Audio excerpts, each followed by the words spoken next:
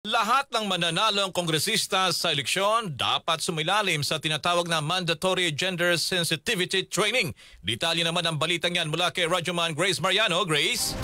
RMN Live Report! Iginit nga ni House Committee on Women and Gender Equality Chairperson at Bataan Representative Geraldine Roman na isailalim sa mandatory gender sensitivity training ang lahat ng mananalong kongresista sa darating na eleksyon. Mungkahi ito ni Roman kasunod ng kontrobersyal na biro o mga nag-viral na pahayag sa kampanya ng iba't ibang lokal na kandidato. Ayon kay Roman, makakatulong ang gender sensitivity training para makamit ang isang lipunan na tunay na inclusive at may respeto kung saan walang puwang ang nakagawi ang biro o pambabastos at pangungutya sa kababaihan at iba pang individual. Diin ni Roman dapat iangat ang mga talakayan o mensahe na may kinalaman sa politika. Paalala ni Roman, silang mga opisyal ng gobyerno at inihalal ng taong bayan ay mga leaders.